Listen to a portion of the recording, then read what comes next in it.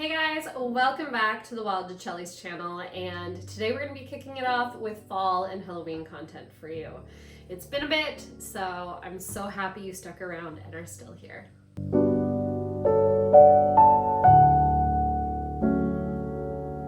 So the first craft that we want to make this season is today's episode, and it is cheesecloth ghosts. So if you follow us on social media, you know we made these last year and they were a huge hit. I did a reel, but today I want to show you an in-depth way of making them. I'm also changing out the cheesecloth this time. So last time I just did your basic cheesecloth you find at the grocery store. This time I'm doing an organic cheesecloth because I really want that antique yellow color to them.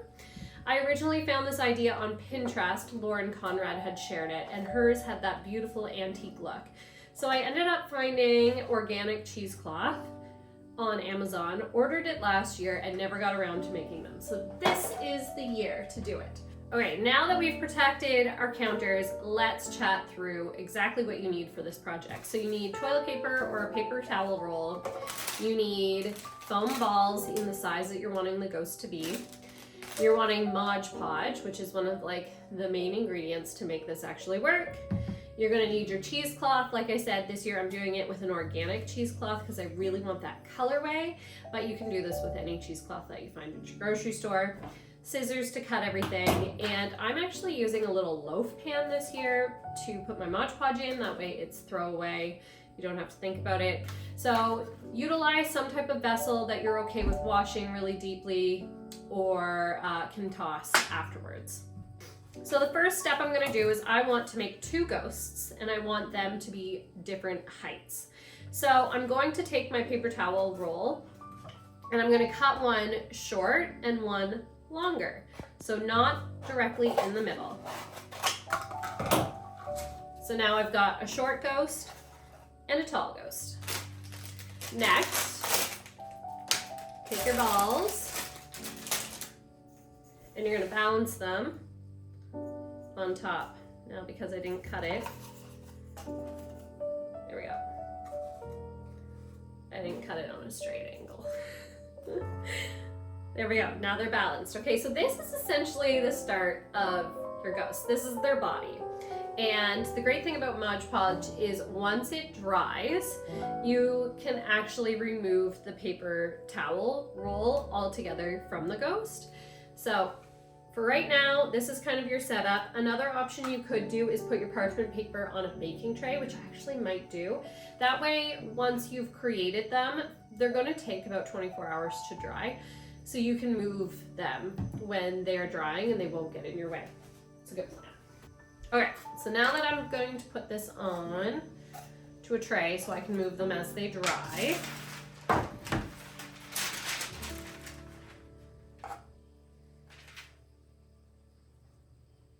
I'm going to space them out a little bit because we're going to be draping the cheesecloth over top of them after the cheesecloth has been filled with Mod Podge. It has to get really in there, soaked good. So we want to have space so when they're drying, they don't connect together. So I've got them spaced out. It's now time to pour our Mod Podge into our throwaway container. Move these forward.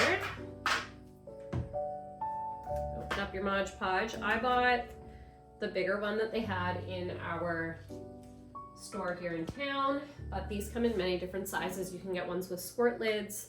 I always like getting just the big one. I find you save money. Okay, so I've got my Mod Podge into my throwaway container. I'm now going to take my cheesecloth. It's big, and I'm going to fold it. Because what I need to do is I need to cut squares out of the cheesecloth that are long enough to be draped and touch the bottom of each ghost.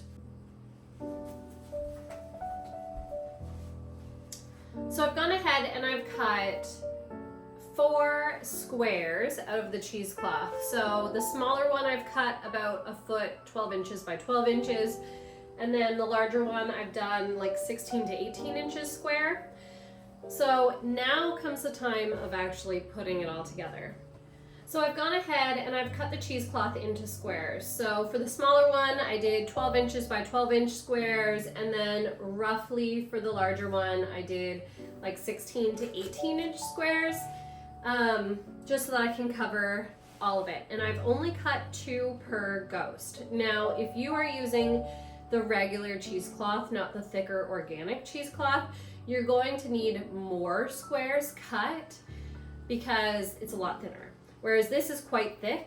It's almost like a thin linen, so I can get away with only 4. So let me divide the 2 up. So if you're doing this with littles, at this point I would recommend having a bowl full of soapy water next to you, because this can get a little messy on your hands. But essentially you take your cheesecloth and you dip it into the Mod Podge and you make sure it becomes fully saturated, because this is what's going to hold the ghost up. And I mean, if you have a bigger container, that's even better. I kind of used what I had on hand, but we're really going to make sure that Mod Podge is completely soaking the cheesecloth. See my hands? That's what the soapy water is for. All right, so number 1 is done. So we're going to spread out the cheesecloth. And we're going to start draping it on to the ghost. Oopsie daisy. The first one's always the more difficult one because your head and your body of your ghost is still so light. But then your second one tends to get better. So I like to drape it. This is where you can kind of have fun with the shape. You can tuck it in, really play with it. I think that looks good. No, I might only put 1 thing per ghost. Let's try the next one. What do you guys think so far? Okay, so we're gonna add a little bit more Mod Podge to our container here. I'm gonna get the larger size of the cheesecloths. I'm gonna do the same thing. So I'm gonna dip it in, dipping the cheesecloth into the Mod Podge and giving lots of squeezes to really get that Mod Podge into all of those holes on the cheesecloth. I like to squeeze it because I find it goes perforated through the holes when you squeeze it. Trying to make sure my Mod Podge lasts. Okay, I think that's, might need to add a tiny bit more Mod Podge, which is totally fine. Add a bit more if you need to, right on top. We get some on my counter. Again, as long as you wipe it quickly, it should be fine. There we go. That's more saturated. That's what we want. See how it kind of like when you squeeze it, it bubbles around you? That's when you know that it's completely saturated. So you're gonna spread out the cheesecloth.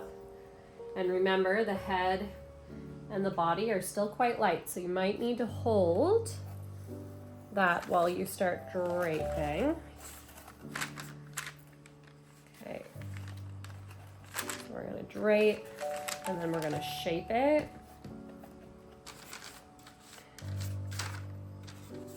Shape it the whole way around, very ghostly. I love the wrinkles too, which is another reason why I squeeze it, so that it can get those wrinkles on it. Okay, so just to show you the front, this is kind of how I've got it draped. It's looking really good, and because this cheesecloth is so much thicker than the store-bought cheesecloths, I actually think I'm gonna stick with 1 cloth per ghost. So now, we just wait till tomorrow. We let that dry and cure, and then we can add the face onto it. And we're back. It is the following day, hence the wardrobe change, and we've had our ghosts now curing for 24 hours. So we have one last step to do with them before we style them, and that's adding the eyes. So essentially, as you can see, the paper towel roll falls right out and the ghosts are completely dry. Same with this one, paper towel roll falls right out, and you've got your ghosts. So what you now need to do is take a look and figure out which side you want to be the front and which side you want to be the back. So I think for this one, I'm gonna have this as the front. And this one I'm gonna have this part as the front. So you just take a Sharpie and you're going to draw eyes on, but you're gonna make them somewhat oval shape going down, so lengthwise. You can also do this with paint as well, but I find a Sharpie works really well because you have a lot of control with where you're putting the eyes.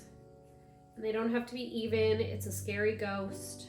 So there's one.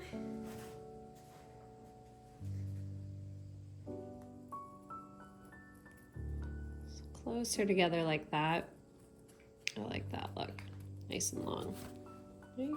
He's cute. Okay, and just like that, my two ghosts are done and we're ready to style them.